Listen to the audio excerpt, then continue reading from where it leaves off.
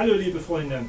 Weihnachten steht vor der Tür, deshalb möchte ich euch allen ein richtig schönes, ruhiges und besinnliches Weihnachtsfest wünschen.